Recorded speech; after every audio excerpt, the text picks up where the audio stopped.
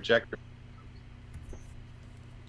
So I think that I have to revert to paper copies as potential backup.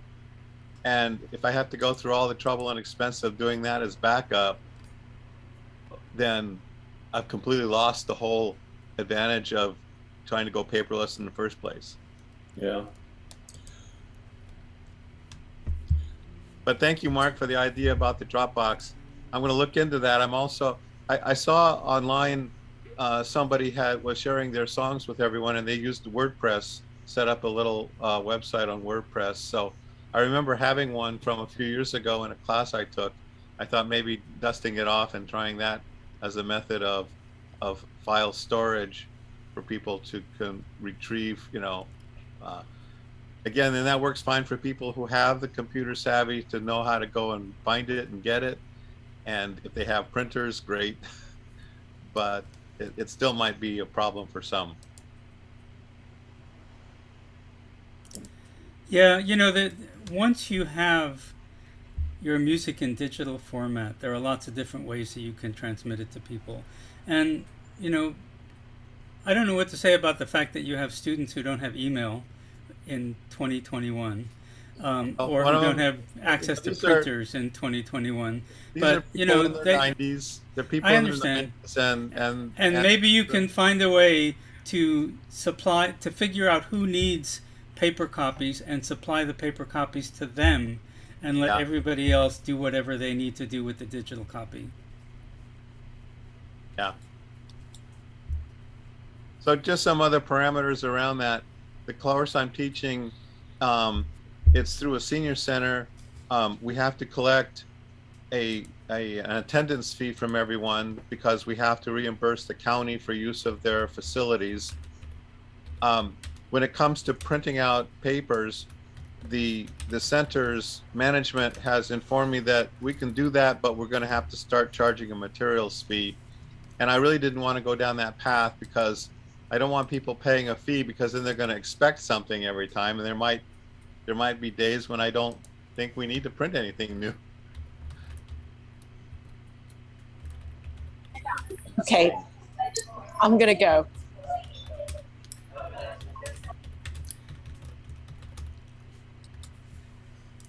And is there anything you'd like us to discuss today? I don't know that there's an agenda. Yeah, well, sorry about this, but I actually personally went to Oxford and met up with Lindsay and Lindsay Higgs face to face. And I basically said, look, how can we make our meeting, how can we get to know each other better, make it more collaborative, And so he suggested, why don't we work on a collection of exercises or assignments or things like that. So I thought that was a great idea, especially since in the summer I started working with an artist, an illustrator, and I was so motivated. We're ready to publish this book, Fun with the Ukulele. So it's like, well, everybody's got different ways of teaching. So if we could just come up and share, our exercises, assignments, or techniques. So Sheridan was the first to say, hey, I've got something ready, And so Sheridan, I'm glad you're here because you could talk about it. And then I invited Colin Tribes to submit something. So that's why you've got the link, right? The Google Drive link, which I sent an email to everyone. So if you could talk about that. And then the second thing is for November and December, if we want to have it on the second Saturday, that's also better for you, right, Mark, isn't it? Yeah. Especially because of Thanksgiving and Christmas, and report on other things and just catch up with each other. Yeah, that's basically it.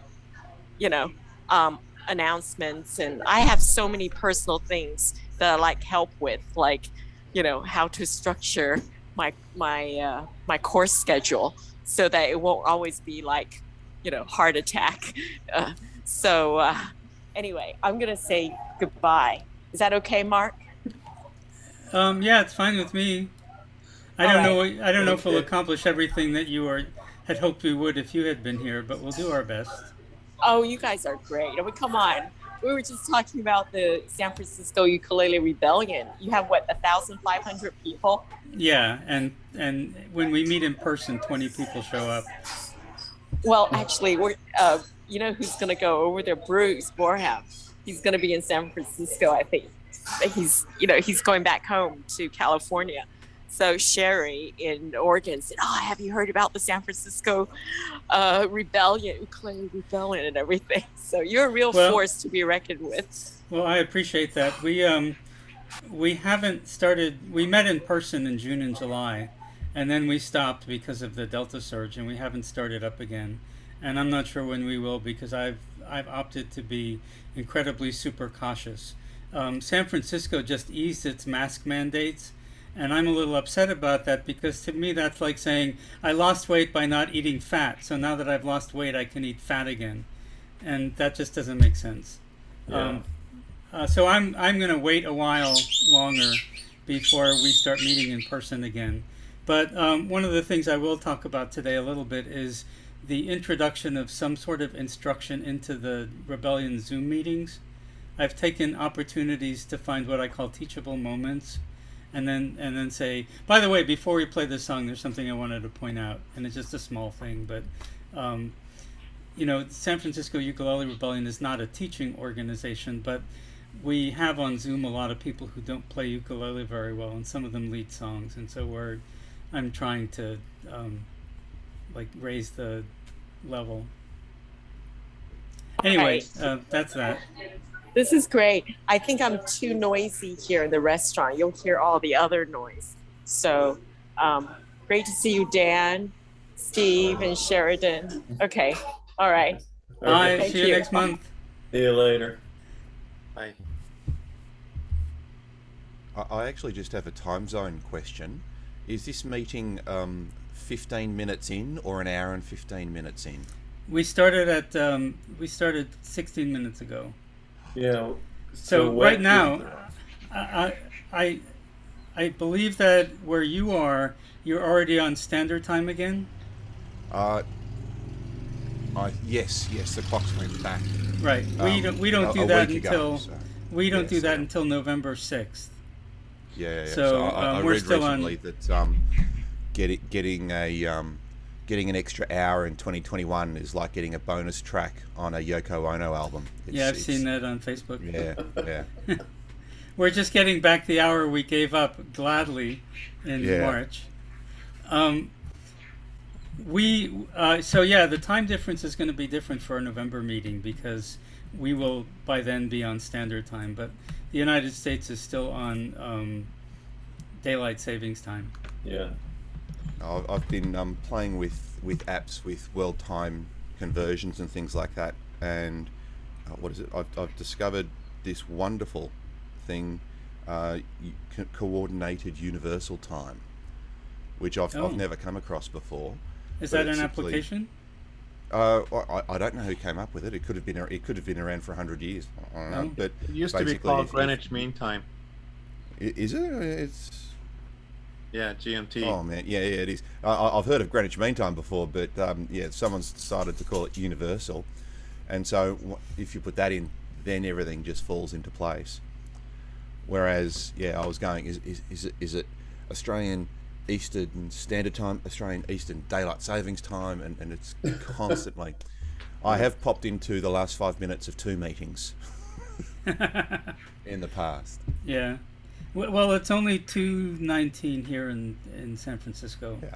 Yeah, and I'm up in Ukiah, California, so it's the same. Steve is also in California. Yeah, I think 3 of us are in California time zone. That just leaves you Dan, odd man out. It's been an Well, we're interesting glad you're here. experience for me because I'm taking a language class in Hawaii. It's a Zoom class, but it emanates from Hawaii, which is on standard time all year long. So when the instructor set up the class times for the upcoming 8 weeks, it includes both daylight time on the mainland and standard time on the mainland, which means that his 5 o'clock class, Hawaii time, meets at 8 o'clock now, but it will meet at 7 o'clock after the time change, which I can't do. I can do 8, I can't do 7. So I think what he's going to do is adjust when he teaches so that it doesn't affect, so that he changes his hours so that we keep meeting at 8 o'clock. He'll have to meet at 6 instead of 5. But it does create confusion. That's nice of him if he can do it.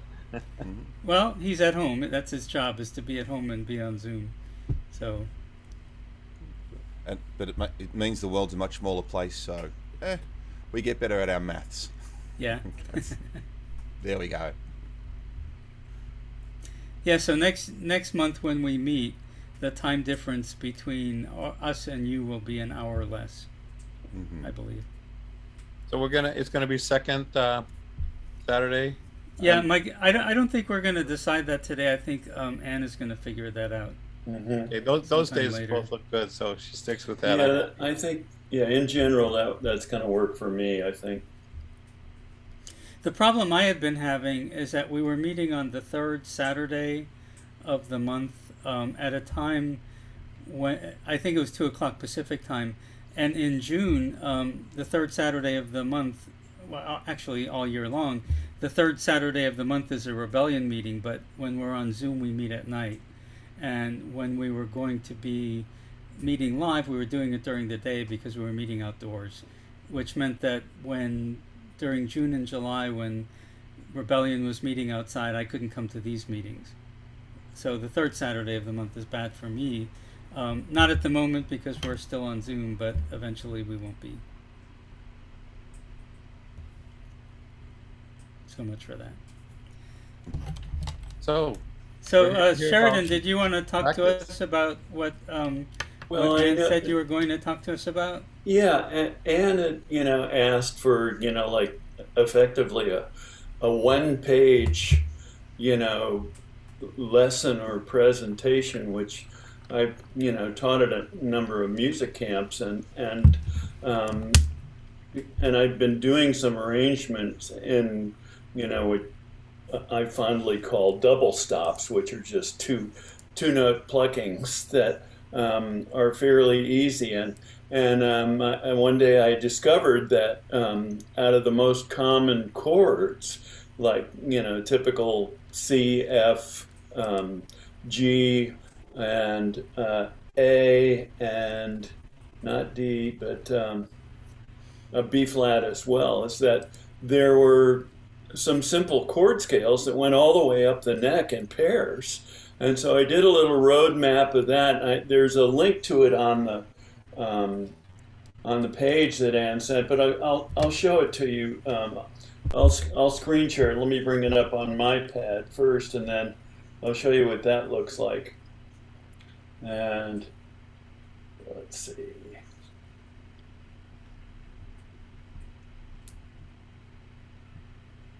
And this I offer as a handout, for the class. And if my screen share works, let's see how this goes. Okay, so now I'm whoops. Here it comes. So I guess you can, can you see that chart on your, and what I do with people is, it looks like a bunch of colored dots, but what's interesting is that I'm going to give you an example. Is if you play an F chord, you're actually, those two red dots are the first notes you would be plucking. So that pair would go sound like that, and then effectively one finger only has to move one fret. That would be on the bottom string. And then the third one, which is green, is the same shape as that. And those patterns repeat themselves all the way up the neck. Basically, it's a chord scale, but what I found is that you can play a lot of chord melodies just with the first three positions. And so I'm gonna, so if you have a question about that, please, ask it now, but it's like, I found that if I was doing on an F chord, the red, yellow, and green, it would go. Or you can go chromatically between yellow and green and go. And vice versa, go it down. And And I think even beginners who don't read music can get this concept pretty simply. It's basically there's just two positions all the way up the neck. Hey, And- Sheridan, could you Yeah. pick one of those chords and walk us through what the different colors mean?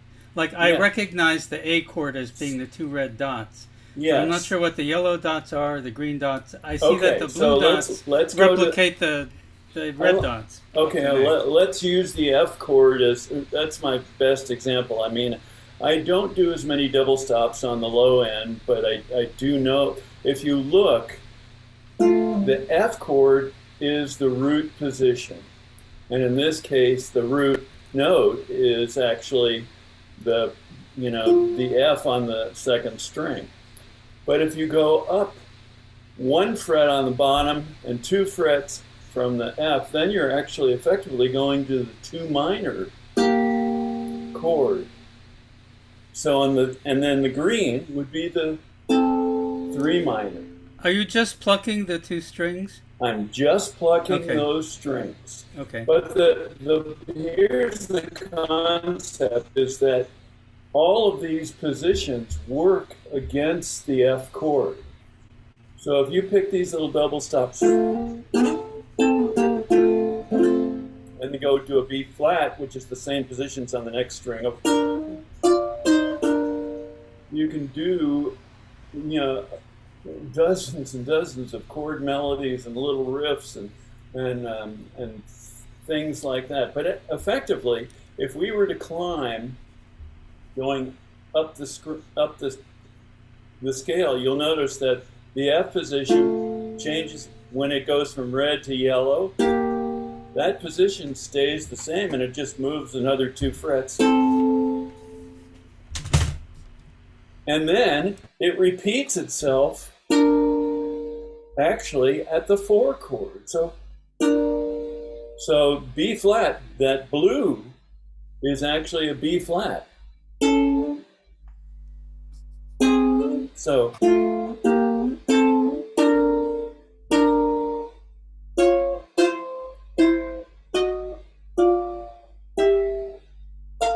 So it goes all the way up the scale. You're not likely to use that. I do have a couple songs that I accompany myself on where I use the entire scale just as a flourish. But really what most people will do just to have fun with these little positions is they'll just play the first 3. And Yeah. and I'm going to show you an example now. This is kind of the foundational where the dots are for those basic chords. But this is what I also want to hold on before you leave this page. Okay. For the F chord group, you're playing a major scale on the second string, and second and fourth. And yeah. No, on the second string. Oh yeah, that's correct. And that starts with F. That's the major scale. The 4th string is the 3rd above it, but it's played an octave low. Well, if you're on a high G, I guess it will sound fine. But if you're on a, and I'm playing a low G, but effectively. So if it's a low G, then you're playing a 6. So a lot of Hawaiian music loves the 3rds and 6ths for harmonies. Mm-hmm. And the reason that so the scale pattern on the second string that follows the traditional whole half pattern for major scale, right? And the 4th string is following which chords go with which notes in the scale. So like the 1 chord is major, 2 and 3 are minor, 4 and 5 are major, and so they'll either go up or they'll drop half a step down, depending on if you need to make it a minor chord at that point in the scale. Yeah. And I think that's pretty much what's happening on every one of your diagrams. You're just starting on a different note. And it's different, like, so for the G chord, your scale is actually on the second string and your harmony is coming in on the first string. So it's reversed. And if you look at the A chord, it follows the same pattern as the G chord. Exactly. It has the same fingerings, and the only one that's different is the open C. which starts basically with 2 open strings. And that's because of kink tuning on your second string. It's not a fourth higher than the third. It's only a minor third. Right. Yeah. So they're not all identical in terms of what the note relationships are, but in terms of how they play against the chord, they do work the same. And they can also do all of those.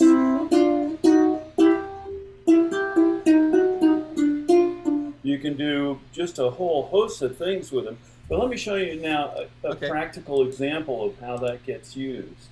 And this was also included in the packet. I arranged 2 songs. You Are My Sunshine and This Land Is Your Land. And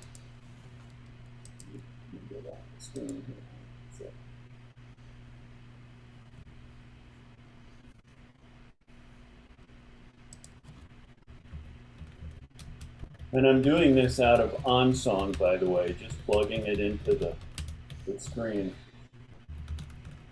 So here we go. This land is, I called it This Land Is Sunshine because it's actually both songs. So now you can see there's a practical example of how that gets used. The first half of the page is This Land Is Your Land, and if you look at the tab below, it's basically, and you can play that either way. You go, or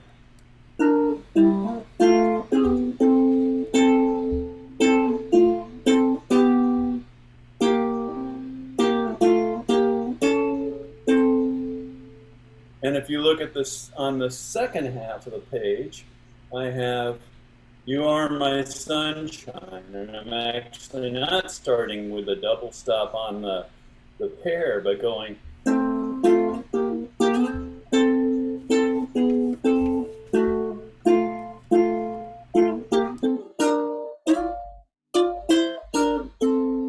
So this is something that, even, people who are beyond beginner, they don't have to be experts. They don't have to be able to read the music. They can kind of play these little double stops and learn to play chord melodies right out of those, simple double stop shapes. And what's interesting is for those who still can't do it, if they just play the chord, it works against those chord melodies. So, if one person is and somebody else is.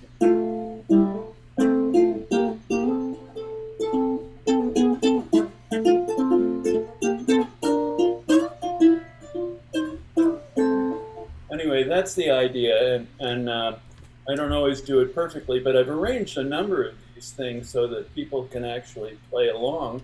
And even done some duets where there's a low version and a high version that can be played either in counterpoint or simultaneously. But this was basically my one-page lesson. That in fact, I actually taught this. I teach at one of Joe Craven's camps called River Tunes, and they couldn't do their full camp, but they had a vaccinated jam weekend. And so I got to teach some classes of this for that. And I brought printed copies, which I found, this is at a beer farm in Dixon, California. We were camping in a walnut grove, but it's all open air. So, I think, we weren't creating any super spreader event, and it turned out pretty fun for everybody involved. But this is the kind of thing I've been interested in the last couple of years and sharing with people in terms of exploring what you can do with these little things. Is there any question? Yeah, Mark. I wanted to mention a technique thing because I'm in a Hawaiian music class where for one of the songs the instructor created a picking pattern using the first and third strings. Uh-huh. And because you're not always parallel, he taught us an interesting thing. He taught us when you're playing on the same fret on both strings to use our second and third fingers, like for example like this.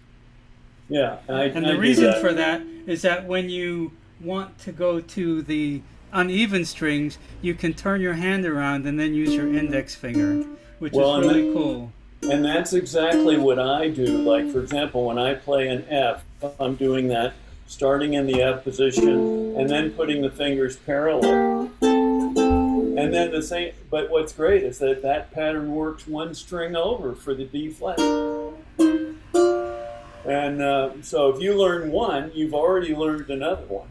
And what I wanted to do is share my own experience that when I was first confronted with a pattern like this, I freaked out because when you just look at the tabs, it looks really scary. Sometimes you're using the same fret, sometimes you're not. But this device of using your middle two fingers on when you're using the same fret and turning your hand around to use your index finger only when you're using different frets was a lifesaver. It made this whole thing really easy. And when you're selling this to people, Well, I'm sure you do this, but you say, you know, as intimidating as it looks in tab form, it's actually very easy to do once you figure out the technique. That's exactly right, because you effectively you just drop that other finger down to get the parallel. And in fact, what I tell people sometimes is keep the position and don't leave the string, and then you're just you're covering the strings that you need to, and you can come back to the other one without even looking. So it seems to be something that people can kind of rock right at the outset, but one of the things that at the camp I teach at, Joe Craven, who's the kind of he's the mastermind, doesn't want people to just teach technique. He wants to teach them creativity. So if you learn something like this F and B flat position, well, if you know B flat, if you can play the B flat, you move it up 2 frets and you're in C.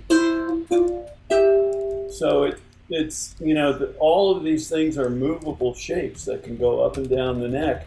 And what's great is that you can also use them instead of, I've been doing some arrangements in chord melodies, but I've also been doing them to do just kind of, instead of strumming, doing a fill against what you're doing when you're playing. So if you were doing, "Your cheating heart would make you weep,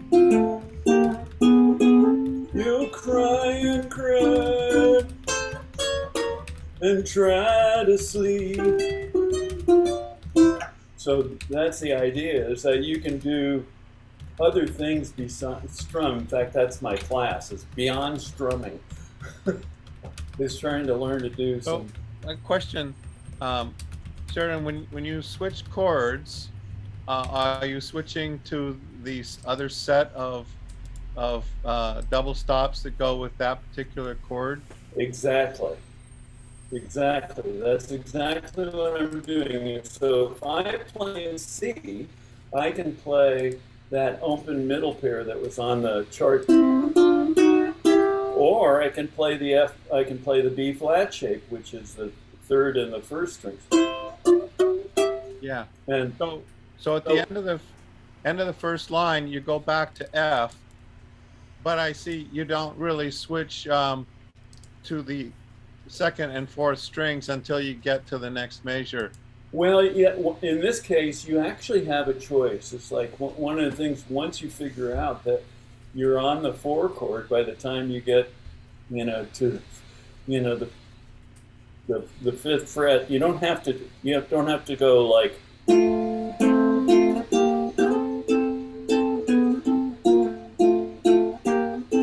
You could do it on the same string. Yeah. I'm sure that's because the same notes are available. You can do it without changing strings, or same so notes there's are different available. ways of doing effectively. So the F you're showing for the F chord at the end of the first line, you have a C and an A as your notes, and then down in the second stanza, you've got also the C and A, and you're showing that as a 5/5 on second and fourth strings. Right, because you can play it. Notes.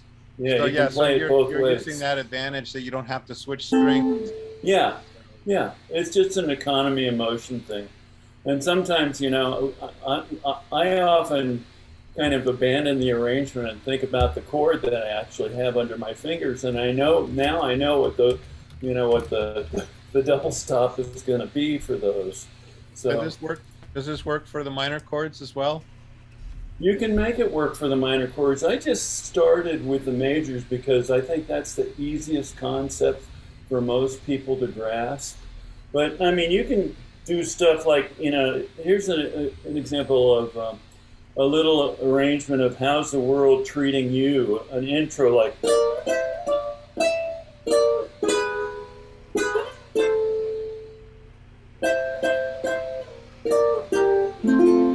But the song itself would be, you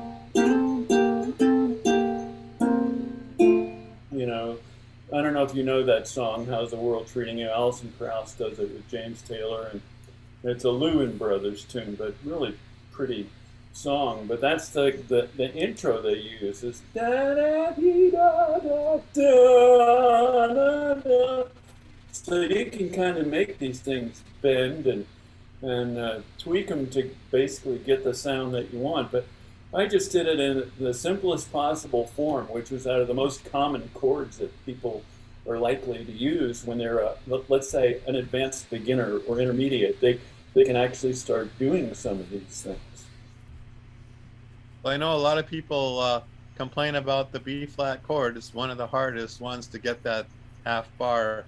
But if you just stick to the notes that you're showing on your diagrams, that seems a whole lot easier than having to learn how to play the B flat chord. Well, it's interesting that you say that. You know, I actually, one of the classes I taught at this last gym weekend was B flat is your friend, and the reason is I found that if I can do this in the camera, if you just lay your fingers against the inside of your thumb, that's kind of the shape that you know, the fingers are slightly tilted back and they just lay on the fretboard. I don't go all the way across on the barring. I do, you know, just kind of let the fingers nest together and slightly tilt back a little bit. But the plus side of that is that if you can make that with a clean sound, that particular chord is 1, 3, 5, 8, but you can also add 6 with the pinky. You can add the flatted 7. You can add the 9th on the high 7.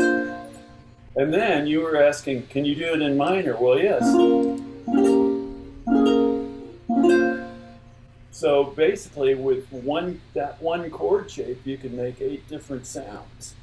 And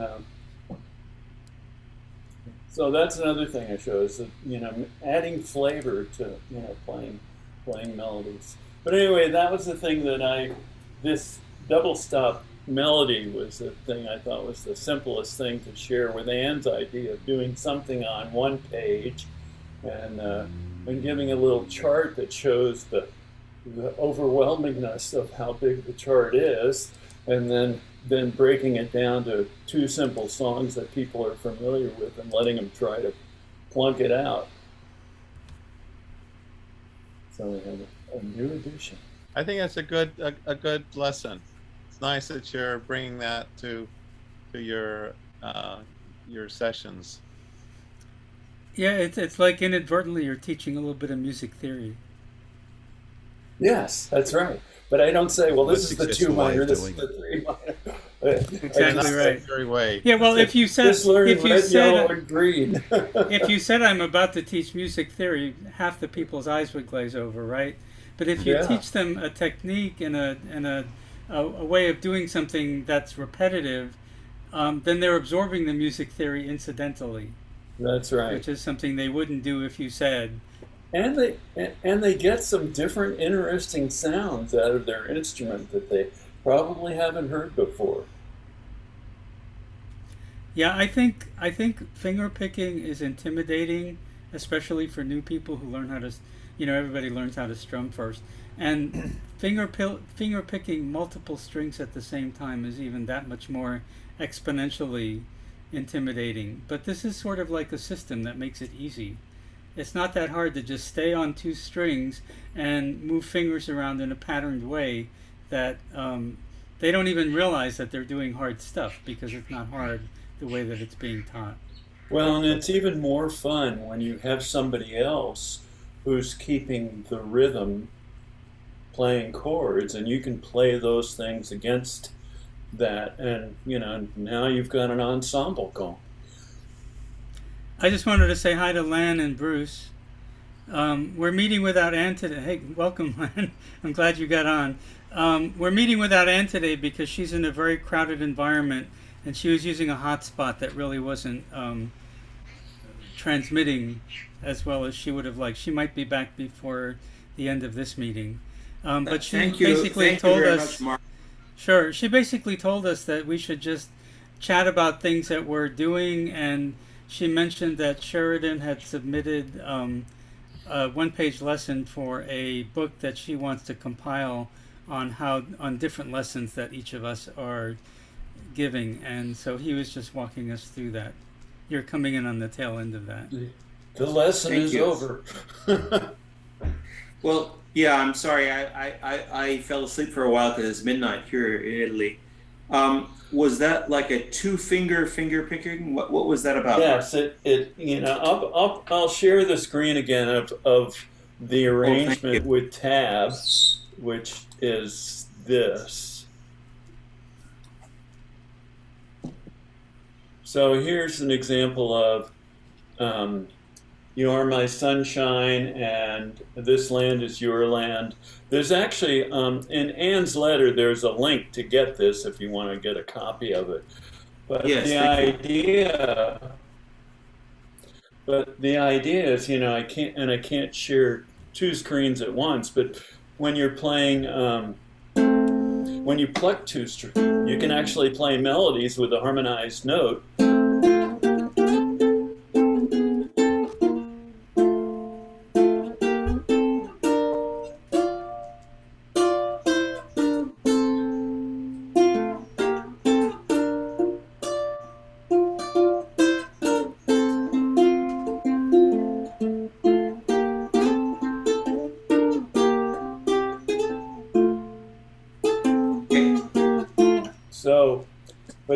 Following on a third basically the whole way through. It's on a third the whole way through, and I'll pull up my other little thing, the little double stop. But what's really nice about this, a lot of people have learned a few licks here or there. Maybe they can play Jimmy Buffett's intro to Margaritaville, but this brings it forward in a whole systematic approach. Yeah, so this gives you 5 basic chords to work out of that make it pretty simple. If for those of you like Lan and Bruce, if you look at F and B flat, you're basically starting on a root, also on an F chord. That's the red, that's the yellow, that's the green, and that allows you to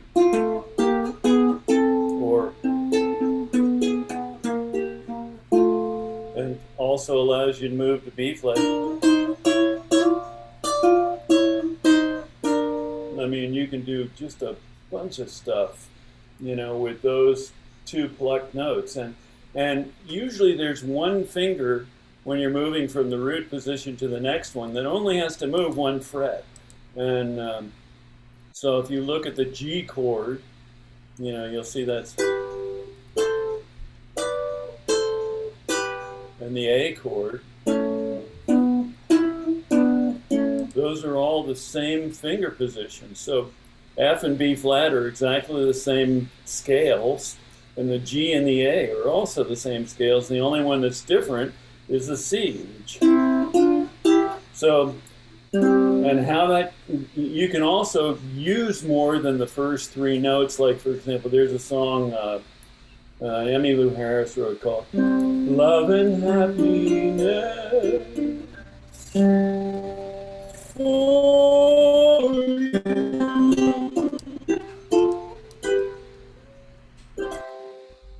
So you can actually walk that scale up the neck and use it as an embellishment as well. Well, thank you for that explanation. Yeah, and so I usually hand out the color charts to my students, but I've also done some arrangements that actually show the notation and the tab. But effectively, you know, especially if you're playing F and B flat, you're actually already fingering the notes you're going to pluck. So, you know, it kind of makes it not rocket science. Exciting. So the bigger picture here is that Anne is hoping that all of us, she said it was a way, she thought it would be a way for us to get to know each other better, but that all of us at some point produce for her some sort of a short, I suppose 1 page or maybe 2, lesson plan that we would use to teach somebody something in an ukulele class. And so that Sheridan has already submitted one. I guess nobody else has done that yet. No, it looks like somebody else did. I saw she had another name. And a guy named, yeah, she mentioned that. So, you know, one of the things we might want to think about between now and whenever we get to talk to Anne again is what sort of thing we would want to contribute to that. Like, you know, if you all have a 1 or 2 page plan, lesson thing that you would want to show to Anne and have her included in this book that she's producing. Yeah. I read the thing from Anne, the email, and I had prepared something for what I thought she was looking for, and again, I had the idea that this was going to be something that we would eventually work into something worth making a book to share. But the format she gave with the little blocks, and you put in a short video, and you have an assignment, you have a 1 page this, 1 page that didn't fit what I prepared, and it doesn't actually fit the way I teach. And I was just hoping that we would have a little flexibility in that. What I had prepared was a class that I use at the end of it's the end of my second block. What our school does is we have a left hand and a right hand class, and the first class, the beginners class, is all left hand. It's all chords, and they learn the basic 18 chords, and these 18 chords will let you play the 5 ukulele friendly keys. It doesn't give you all the diminished fifths, augmented sevenths, whatevers, but it lets you play all the basic chords for all 5 keys that make any sense at all for ukulele. And we give them permission at the end of this first class to bitch slap anybody that insists on playing a song in E flat or C sharp, because the singer can only sing in C sharp. And the phrase we give them is, if you're a singer, you call yourself a singer and you can only sing in C sharp, but you can't sing in C and you can't sing in D, stop calling yourself a singer. It's that close, because it just complicates life for the ukulele players. And we also tell them which ones you can compromise on to make the guitar players happy with you, which ones you have in common. But you're never going to satisfy the trumpet players. You're never going to satisfy oboe players, so they just have to keep up with you. So that's what we do with the left-hand class. The right-hand class is for the left brain. It's strumming and plucking. It's taking the chords you learn and the songs you learn and giving them a little color, give them a little style, give them a little oomph, so people will really believe you know how to play. And at the end of that class, our whole goal in the first 2 classes is to kick them out of classes and kick them into jams and ukulele clubs and sing-alongs and playing with friends. And every one of them has the thing, but I'm not good enough. I don't know enough chords. I don't know enough strums. I'll never be able to keep up. I'll embarrass myself. They'll make fun of me. So this class, I have a little picture of a bird with a ukulele under its wing being kicked out of the nest. And so the whole class is about simplification of song sheets. You're presented with a song sheet that seems to have 4 chords you don't understand. How do you play anyway? give them the confidence that the other players are not going to make fun of them and kick them out. They're glad to have you there. And some other tricks you can do. And what do you do when you're, yeah. And so the idea is that this class doesn't really lend itself to a video unless you want to have a video of me saying these things. But I've got a one-page sheet that I teach from. And then the way I do it is I teach the class. And then at the end of the class, I give them this sheet, a copy of the sheet, which has everything I just said. So even if you didn't believe me, go home and read it and internalize it. And then I have a page for instructor notes of exercises that we do to reinforce why all this works, how you can play alternatives. Are you saying you actually are teaching 18 chords in one, like a 1 hour class? Oh, no. The first course, not class. Whole semester. The first course is 7 weeks long. Oh, okay. Seven Okay. 1 hour sessions. Okay. And the first two sessions give you the key of C. The third session gives you the key of G.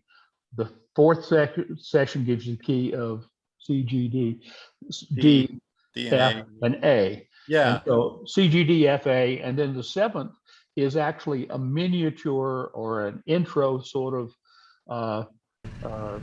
It's like a mini jam. We take all the songs that they sang during the first six, plus some new ones. So here you are, you're in a jam with friends, basically at the class, and you're going to learn these songs. Oh, here's a song you've never sung before. Can you sing it? Well, of course you can. It's got the same chords you know. And so they get the feeling of doing it. And we try to avoid the first lesson. You wind up with You Are My Sunshine and Red River Valley, some really simple ones. But by the end of the 6th week, the 6th class, they're singing, early rock and roll, classic pop music. They're singing really adult stuff. And I said, so if you can make it in class 7 at this jam, at this party at the end of the course, you'll be fine. And then they say, yeah, but I don't sound good. Great. Sign up for the next class. And the next class is we call it the base camp, because you've got all the tools. You went to your local store, your kit, you got your kit and all your brand new sleeping bags and your ice picks and so forth. Now, let's take you to the base camp, get used to the altitude, do some exercises, and get ready to go to the summit and become a real live player. And so it works out that the left-hand, right-hand thing makes sense to them. And during the 2nd class, they are playing reggae, they're playing rock and roll, they're playing ballads, they're playing all kinds of stuff. And so the last lesson of the 2nd one, which is the one that I was preparing to put in the book, is how do you give this student who has now mastered the 18 chords they have to have and enough strumming to where they don't look silly and plucking and picking, and how do you give them the confidence to go forth and join the big bad ukulele world? And it works pretty well. And the simplification of song sheets works even if you're playing at home and you hit a chord that you have to look up and you have to, would you rather spend time learning that chord, or would you rather sing the song first? And then later you can fill in with that full version of the chord. I really like that two-hand approach, Lan. Especially with the right hand. I was wondering how you were introducing that. Have you got like a grid that you fit? I'm supposing mostly strumming initially, but maybe afterwards finger picking, Travis picking, whatever it is. How do you do that? The way I have it divided, and the 2nd class is only 5 lessons. It's not 7, it's 5. Okay. And the 5th one is actually another version like the 7th one from the 1st class, in that we sit down and the way I've done it is the first 2 classes are strumming. Why do you want to do different strums? What do you gain from it? Why does the style of music recommend the strumming? And I teach what I call the TIE method, TYE, trust your ears. And I hand them out this grid, which has 64 different strum patterns on it. And I said, now we can do it this way. I can sit down and say, here's strum pattern number 7, and it's down, down, up, up, up, down, up, down, pause, up, block. I said, we can do it that way. And many courses do approach it that way, where they're trying to teach you every common strum pattern in the world. I'm not. I don't, one, I would find that boring. And 2, I don't think they'll remember it. So what I do is I start off with the robo strum. Down, up, down, up, down, up, zugga, zugga, zugga, or 80% of all the strumming you hear at ukulele clubs. Down, up, down, up, down, up, down, up, because that's all they learned. They learned that when they were learning chords. They just want to make noise, want to sound the chord. And I said, so you all know how to play that. And there are certain songs in which that is absolutely the right pattern to make the song sound. But everything after that is subtracted. You take the robo strum and you leave out a beat, and now you've got the island strum, you've got the calypso strum, you've got a mambo strum. But they all start off with filling in all the holes, and then you start taking them out. And how do you know which ones to take out and what it sounds like? And that's when we go anatomical and say you tap your foot, you get the tempo, and then you tap your leg with your hand, and that gives you the rhythm. And then you start tapping on the body of the uke, and then you just run your hands over the string in that same rhythm. Does that sound right? Then it is right. And even if somebody else is playing a slightly different one that sounds right, you'll sound good together. And so the idea is we teach them, I think, 8 different strums during those first 2 lessons, and say for the rest of them, invent them yourself, or listen to the person next to you and see what they've invented and copy them. That's the way we all learn to play songs. And then this next one, we said, okay, that's was strumming. Let's spend a couple of days on picks, and we do arpeggios, and we do Johnny Cash, thumb, 4th string, 3rd string, 4th string. How to get that on my heart of mine, that sort of thing. The Johnny Cash strum, where you do the thumb and then the thumb strum, thumb strum, thumb strum, thumb strum, and you teach them that. And we do some pattern picking, but we don't teach them every pattern pick. We stopped short of teaching Travis style, because that takes more practice. But we show them this is one step away from Travis. If you get to do this strum or this plucking pattern, it's one step for you to figure out what sounds right, that sounds like a Travis thing. And so we try to leave them short of overloading them with that. And then in the next class, we come together, and when we do each one of these different strums or plucking patterns, I'll give them like 2 or 3 lines of a song. Just so here's a familiar song that you know, and this is using this plucking pattern. And they do that. Say, great, now you've got this down. At the 5th class, I have song sheets, a song book basically for them, which has the full song of each of these practice songs we did. Let's go through this book and say, do you remember which strum you used with this? Do you remember which plucking pattern you used for this? And random arpeggios is my favorite of all. And I said, let's see which one sounds the best. And if somebody wants to strum while somebody else plays a plucking pattern, see how well they go together. So each of the classes gives you a pot full of confidence, and then it gives you a chance to play it in a simulated jam session. The thing I was just talking about, the out of the nest, kicking the little fledgling bird out of the nest, that is the last class of the strumming and picking class. You're now in a jam. You're playing all these songs that you've heard before, and you're in it.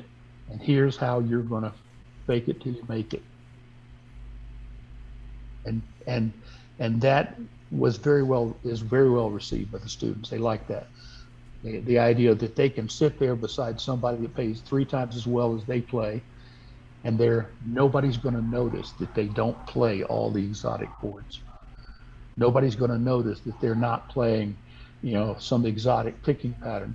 The guy next to them is going to show off and take the breaks, and they're just going to play rhythm uke and back them up. And so this is mostly giving them permission to be beginners. So, Len, when you're teaching, when teaching a more complicated strumming pattern, what I found that the beginning students fall into the trap is if the pattern skips a beat, they tend to want to stop moving their hand for a beat. And then, of course, they're all out of sync trying to come back in again after that. So I try to focus on making sure that the down, up, down, up, down, up, it's always, 1, 2, 3, 4 is downstroke, and the ands, the upstrokes, on the offbeat. So it's 1 and 2 and 3 and 4 and if you want to skip a beat, you keep your hand moving and don't touch. Don't touch the strings. You just Exactly. back away. And that really gives a lot of ability to students who never tried it before to move away from the incessant strumming syndrome to being able to play something more interesting. Yeah, and it's also more instinctive. Exactly what you said. If you keep your hands moving, it doesn't mean you have to touch the strings. You touch them when you want to make the sound. And how do you know when to make the sound? Because you've already got that rhythm padded out on your leg. Your head, you're feeling it, or in your heart, you're feeling it. That's the whole thing. It's in your ear. It goes from your foot to your leg to your heart to your ear, and even when you're not playing, eventually everybody gets to the point where if you've got a new song you want to play, you look at it, and as you are working the chords out, you're hearing the song in your head. You're listening to yourself in your mind sing the song, and that's how you know where to put the chord. You download from someplace somebody's song sheet, and you're playing it. Says, oh, that's the wrong place for it. How do you know it's the wrong place? Because you're singing the song in your head, and you know where that emphasis goes. You can hear when the chord changes, and it takes a while to get there, and then it takes a little while longer to trust yourself that you're there. Because all of this is gaining confidence, and that's the hardest thing. Any one technique can be taught by rote. We say in Arabic that practice makes a donkey smart. You can teach somebody manually how to make the strokes, but if they don't have the confidence to use it, it doesn't do them any good. You have to make them relax and trust themselves. I wanted to introduce another aspect. I think one of the most important qualities in a teacher, is remembering what it was like when you were learning. And when I was learning, the most difficult thing that I had was teaching my hands to think without my brain having to intercede. When I first started playing, fine, you play an F chord, right? And then you figure out how to go from F to C7. And then you go back. And your brain is telling you, move this finger. In fact, I remember the first time I picked up an ukulele, looking at my fingers and willing them to the right spot on the fretboard. And that takes up all of my brain. So when I'm doing that, it's hard for me to think about what my right hand is doing. What had to happen for me, and I think this is true for most people who pick up a stringed instrument for the first time, is that they have to develop a brain in their hand so that the brain in their head can be doing other things. right? If your brain and your head is focused on this, that's the only thing you can do at that moment, is figure out how to fret. So what I try to remember, and this is especially true with strumming, because I remember I learned how to play a Hawaiian strum, and I played it in a certain way, and it worked for me, and it sounded good. But then I joined this class where the instructor pulled me aside one day and said, "Your strums sound fine, but I don't like the way it looks." And I said, "Well, why does it have to look a certain way if it doesn't? If it sounds okay?" He said, "You know how when you go to the symphony, all the violin bows are going up at the same time and down at the same time? They don't have to do that, but they do that because it looks good. It makes them look like they're playing like a unit." So he wanted me to do this Hawaiian strum using a technique with my thumb that I hadn't experienced before. I was just strumming with my finger. And he showed me how to do this with my thumb. It took me a full year to get my hand to do that without my thinking about it. And so I spent a lot of time practicing. The point I'm trying to make is that when you tell a new student that he or she needs to keep his hand moving, and sometimes you touch the strings and sometimes you don't, that's an exercise in coordination that's going to take some people a long time to figure out. When do I keep my hands close to the strings? When do I pull them away? I do it now all of us do, I'm sure, do it without thinking. But every time I teach somebody something, and I teach a strum workshop, or I used to before the pandemic, I try to remember the fact that I have had all the benefit of developing a brain in my strumming hand that many of the people in the group that I'm teaching haven't had yet. And so I make it a point to let them know not to be frustrated, because that's something that develops over time. It's not like somebody says to you, "Okay, every other time you strum up, you're going to touch the strings and then you're not. See how you're not touching the strings on your up." Yeah, that's well and good, but not everybody can do that. And I try to remind people that it took me a long time to do. It took me, I always tell the story about how it took me a year to do this Hawaiian strum with my thumb. And I do it really nicely now, and I don't think about it. But I remember the process of getting there. And I think one of the big impediments to teaching beginners, and you guys can correct me if you've had other experiences, is the frustration that they run into when the brain in their hands doesn't develop fast enough. So how do you do it then, I Mark? relate it back Your to alternative. Hold on, when Dan and then Sorry. Steve. I relate it back to when you were learning to drive a car. If you actually sat and thought about all the things you're doing while you're driving a car that you do without even thinking about it, because it's all muscle memory, you're going to crash the car. And that works because many people, every day you would see a learner driver on the road. So you're reminded back, and in particular my kids, less than 5 years ago I was teaching them how to drive. I really had a flashback on how difficult it is to learn to drive. So yeah, it's not something, oh, I'm in the car and off I go. It's months and months and months of stalling the damn thing. And then, oh, well, I have to check mirrors as well. Oh, I have to change gears as well and take account of the gradient of the road. And oh, there's other cars on the road as well. There's constantly more things that you have to build into automatic response. Yeah. And then you can actually look at what you're doing as well while you're doing all of that. That's a good point. Steve and then Sheridan. So recognizing that the beginning student has limitations and hasn't developed full muscle memory, how do you teach that without incurring bad habits along the way? Step by step. Yeah, I think you have to. I mean, I teach a 1 hour Hawaiian strum workshop, and the first thing I tell people is that they're not going to walk out of here being Hawaiian strummers if they didn't walk in as Hawaiian strummers.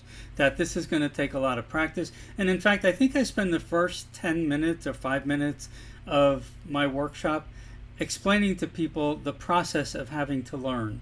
So I would say, for example, the strum that I do for one of the strums I teach is finger up, finger down, thumb up, finger down, and it goes like this. And I can do it in my sleep now. But the way that I learned to do it in my sleep is I used to do it on my leg when I was driving my car. I'd be sitting there and I'd just be going, okay, finger up, finger down, thumb up, finger down. And I just kind of do the strum on my leg. And so and it's probably not a good thing to do in your car if it's going to distract you. But what I was told is to do it while you're watching television. Sit there and strum your thigh while you're watching television. Because not only are you learning to strum, not only are you developing muscle memory in your hand, but you're doing it while you're paying attention to something else. So it teaches your brain to multitask while you're strumming. And, television isn't good for a lot of things, but it's really good for that. And so the first thing I do is I let people know that this might be frustrating for them. They're not going to many of them are not going to at the end of the hour, be able to do this strum, but they're going to have the tools to go home and practice long enough so that eventually it'll sink in and they'll be able to do it without thinking. Sheridan. Yeah, I was going to say this is along the learning to drive thing is the process of discovery. I remember I grew up in New York, and when I got my license, one of the first things I did the first time it snowed is I took the car out to an empty parking lot, and I did all kinds of things to see what would happen if you slammed on the brakes. What happens if you turn the wheel really hard? What happens if you accelerate? And the same is true for playing the ukulele. I teach my students, when they can't make fast chord changes, don't make any chord changes. Listen to what the right hand does when you play with it in different spots, back by the bridge, up by the neck, across the sound hole. Listen to the percussive sound. Listen to what happens when you hit it with your fingernails versus the pads of your fingers or your thumb, and try and, if you can't play with a group, let that be your first rhythmic experience, is try to get something that accompanies what's going on in terms of the groove. And basically let people discover how the instrument works in their hands. Same things with making chords, is that I tell people as soon as they learn a chord shape, try and do it without looking. Try and get it, so that you can feel it under your fingers, so that when you hold the neck of the ukulele, you know pretty closely where that chord is going to land. And that's why I like, B flat, for example, because for me, that's a simple grab chord. It's, my hand, takes that shape more readily than almost any other one. So I think, yes, you can teach all the different techniques in the world, but the reality is you have to learn to play with it and find out what it does. It's not just getting control of it, it's also being a little out of control. It's the same, I teach voice, and it's the same thing. You got to trust that it's okay to make some noise that's out of control if you really want to make better noises ultimately.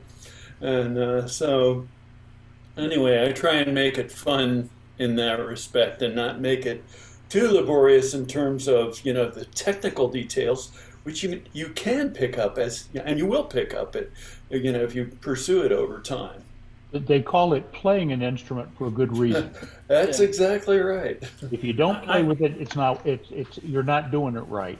And if you don't make mistakes, you're not being bold enough. You're not trying things. You'll never get better unless you make mistakes. Yeah. And so go ahead and let it flow. I have the instrument everybody either loves or hates is the banjolele. I live in Mexico. I have a bañolele. It's in my baño in the bathroom. It's a little soprano that hangs right beside the toilet. And every time I sit down, I pick it up and I'll play a little something. And quite often it's exactly what you're saying, Sheridan. I'll be taking two chords in a song, and I practice the transition from one to the other. Obviously not looking at it. How does that feel? Go from a G to a D, a G to a D, a G to a D, a G to a D 100 times, and then it becomes instinctive. You don't ever have to look at it ever again, and it feels right. I wanted to speak to the point of muscle memory. One of the most valuable things I learned when I was new is, I would sit there and make the F chord shape and then practice an F chord by just strumming like this. Just sitting there and strumming. Look at me, I'm playing F, I'm playing F. but I'm not learning muscle memory because my fretting fingers aren't doing anything. So the most valuable lesson I learned when I was first learning to play chords was to play pick a fret position, say F, and then pick my fingers up and put them back down again. Now I'm practicing F, because every time I pick my fingers up, they have to decide where they're going to land. And when you get good at doing one chord, then you pick a second chord and you alternate them. So then you go from F to C7. And that requires you to actually move your hand and then move it back. And you can't learn muscle memory unless your muscles are being asked to do something. If they just sit there, they're not going to learn squat. They have to be moved and then moved back. So thanks for that, Steve. So, yeah, just to tag on to that, yesterday we were learning and practicing the 1, 4, 5, 7 chords in key of D.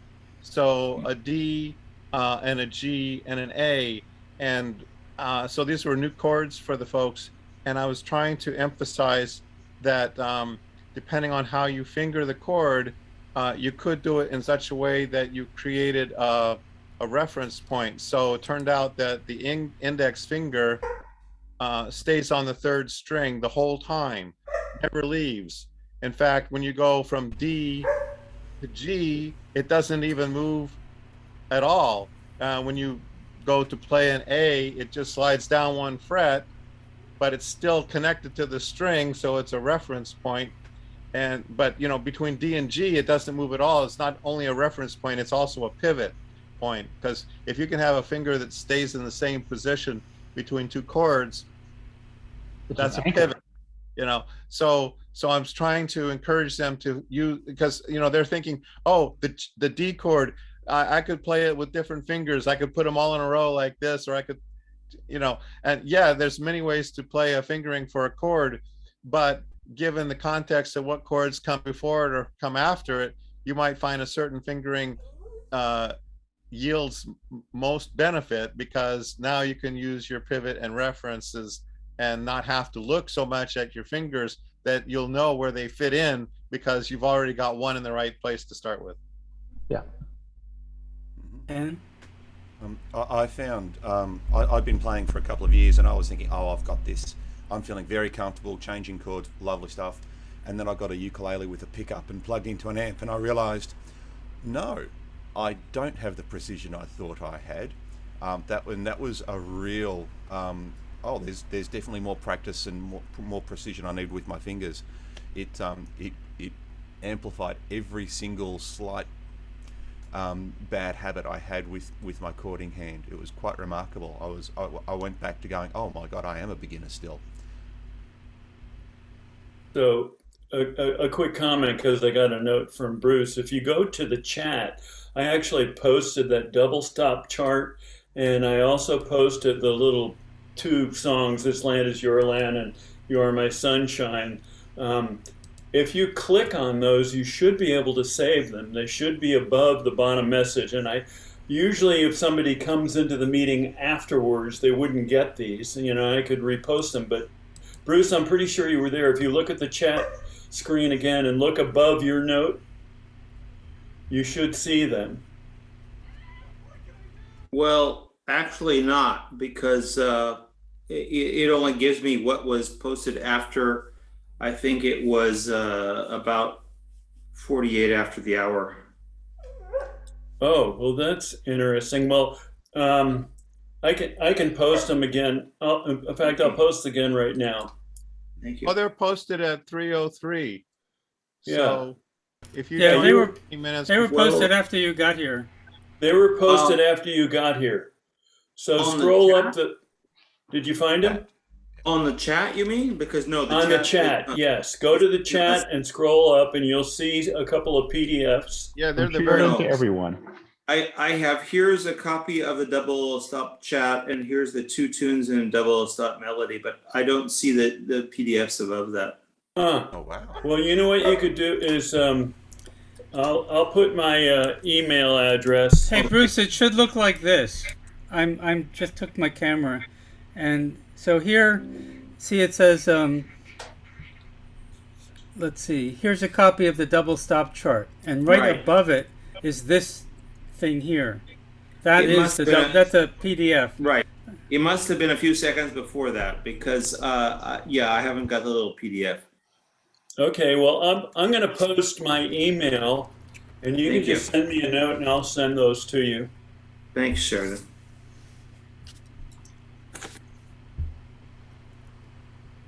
Okay, so it's 3:25. We're supposed to end this meeting at 3:30, and I was hoping Anne would come back to wrap up with us, but she may not be able to.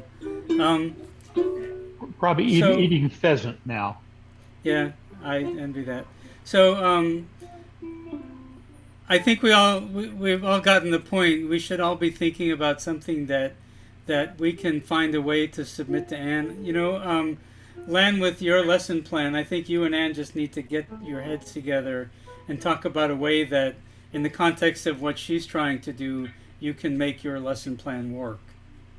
You know, maybe she's just going to have to say, okay, I'd like it to be in this format, but since you don't teach that way, we'll do it the way that you formatted it.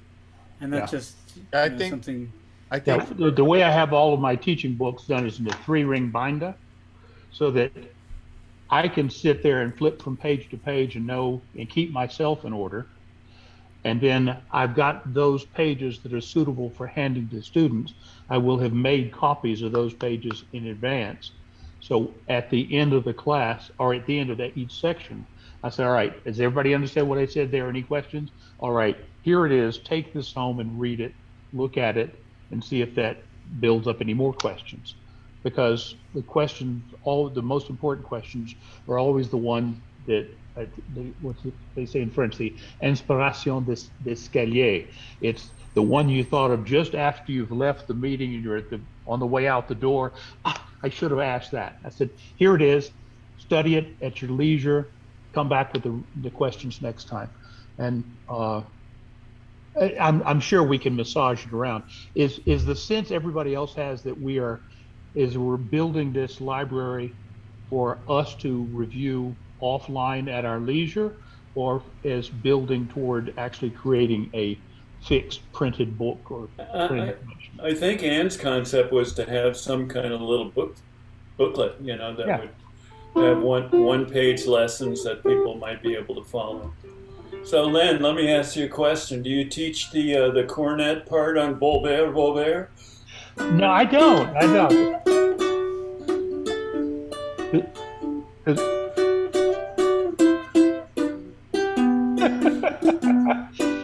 No, but I appreciate it.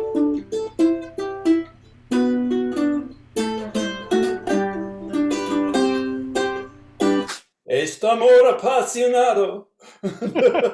No, the cornet players always want to play in B flat.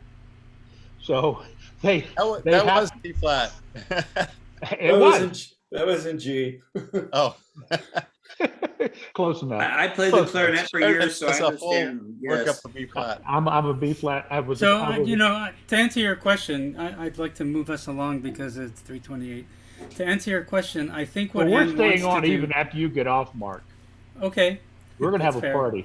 I've been distracted because as we speak, the Red Sox are playing the Houston Astros in the second game of the American League Championship Series. So I'm thinking about that, even though I'm here. That's baseball, right? That's baseball. Yeah, that's baseball. And I grew up in Boston, and I make no apologies for being a Red Sox fan because I rooted for them when they sucked, and so now I get to root for them when they're good.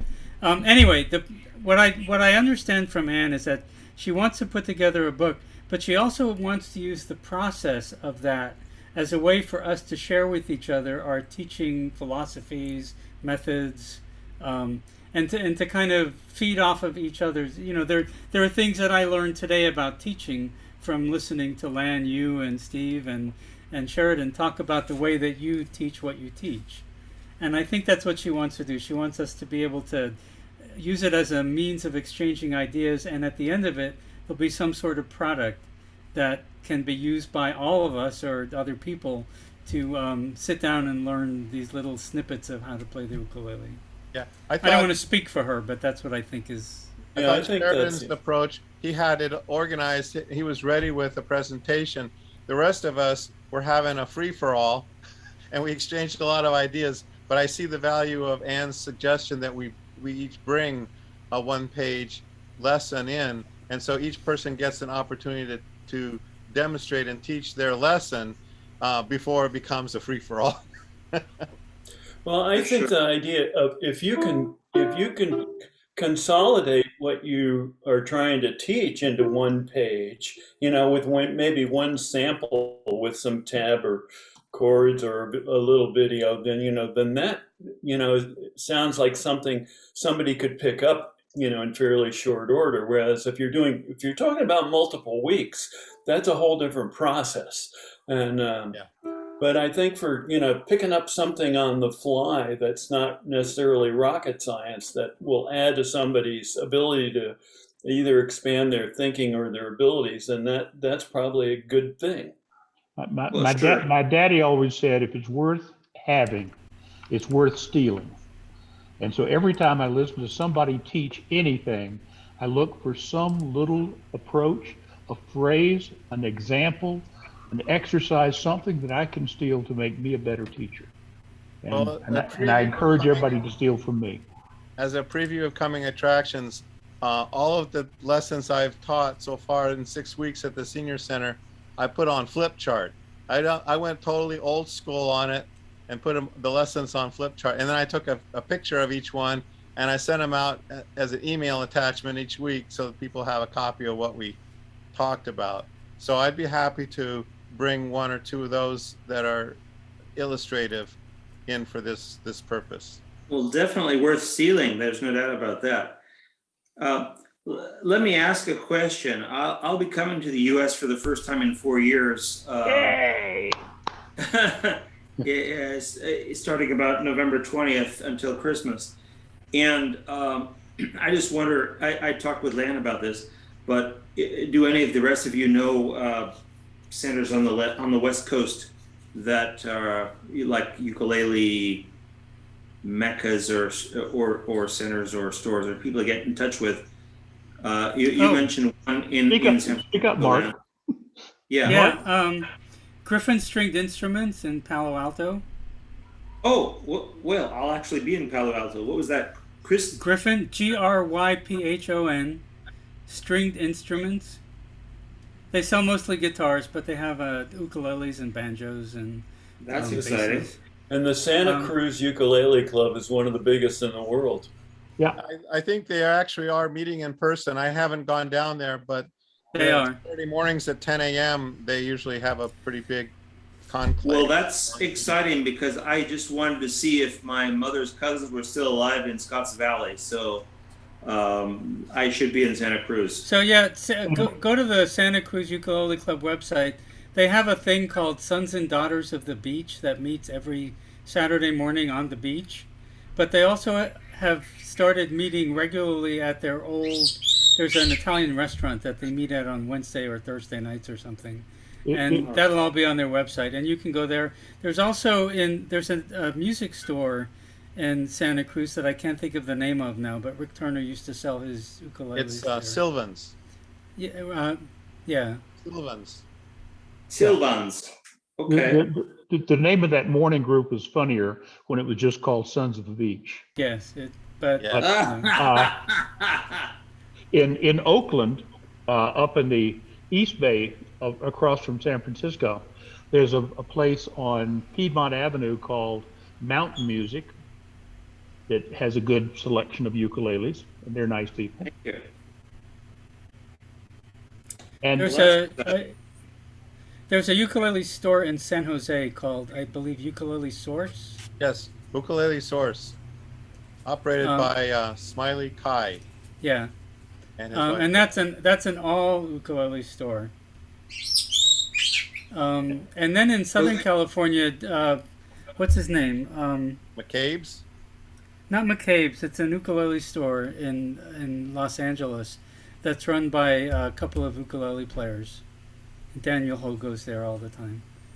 And I can't think of the name of it now, but it's Jason Armato owns it. Okay. And if you were looking, Bruce, if you're looking for a day trip, just to get out and see some of the scenery, enjoy being in California, you can drive up to Lake Tahoe.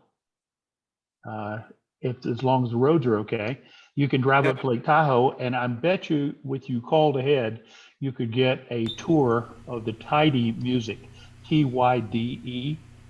They make some of the most beautiful, exotic, custom ukuleles. They use sinker logs that were on the bottom of the river for 20 years and got retrieved. Wow. They use redone barn doors, and That's very exciting, because I'm looking for a real wood ukulele, because Well, if you're driving 100 miles north of San Francisco, you might look up Ken Franklin, who is a luthier and makes some. This is a walnut with a spruce top that I bought, back in 2006. I bought a guitar from him, and then found out 10 years later that he had a little bit of the wood left. So I have a junior version of my guitar. Oh. And I was going to say, it looks almost like a guitar more than a ukulele. It does. Well, it's basically a junior version of the guitar, but it's just he makes some super high-end instruments that, probably as good as anybody in the world. Ken Franklin in Ukiah. Ukiah, okay. Also, I would recommend in Sacramento, especially if you're gonna drive to Tahoe, you'll probably go through Sacramento. There's a store called the Strum Shop. Wow. If you're in Berkeley, Mike De Silva has a great ukulele shop there. He's a luthier. He's made many famous ukuleles. So I have a couple of his I'm especially fond of. I know, Mark, Jeannie has one of those as well. Does she have the fish? I came within 1 digit of winning one of Mike De Silva's ukuleles at the Reno Ukulele Festival. Amazing. All right. Bummer. No, I would say bummer more than amazing. It would be amazing if he had won it. But it was heartbreaking because it was the last digit, right? They read off 10 digits on my little raffle stub, and I got all of them, and I'm just waiting to hear the last one, and it's not mine. Ah. It was pulling heartbreaking. the football away from you right when you get to the kick the ball. Yeah, that was definitely a diminished chord. And there's also Craig.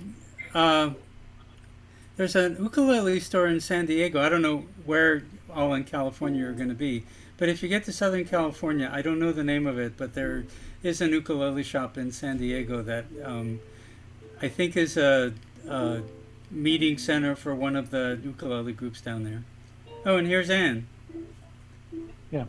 Does Pepe Romero have a retail shop, or does he just have a workshop? I don't think he has a retail shop. You know who does have a workshop is John Kennard. He's in the San Diego area. Oh, yeah. You might want to email him to see if you could visit his shop. What was his name again? John Kennard. Kinnard. Hi, Ann. Hi, Ann. Hey, you're still going. We're just wrapping up. We're giving Bruce a map to the ukulele makers' homes for his. Oh, excellent! Excellent. I have a postseason baseball game I have to go watch. Yeah. All right. So, all right. Standing in for Mark Siegelman is Annie Q. It looks like you're ready for the cold, Ann. It's quite cold here. Yeah. So just this is just amazing. I was having dinner with some of the members of the choir here in Canterbury, and we had this amazing concert in the Canterbury Cathedral of early music. So music of Hildegard von Bingen. Von Bingen, and also, Thomas Tallis, and on period instruments. And it's an amazing cathedral. I was saying there 40 years ago. Yeah. Did you? Wow. The last time they saw so many people was Christmas before the pandemic, 2019. Yeah. So, yeah. Anyway, I'm going to say goodbye. We'll see you next And- month then, second Oh. second Saturday, right? Do we agree on that? Yeah. Thank Yeah. you, Mark, for hosting, and You're Len. welcome. I And just sat around and let people talk. It was fun. okay. We'll all bring right. our one-page lessons next time. Okay. Okay. Oh, the right. second, not the third, the second Sunday in November then. Second Yeah. Saturday. Okay, because I'll be in The Sweden holiday- because holidays. I've been invited to sing in Sweden for a week, that second week. So, yeah.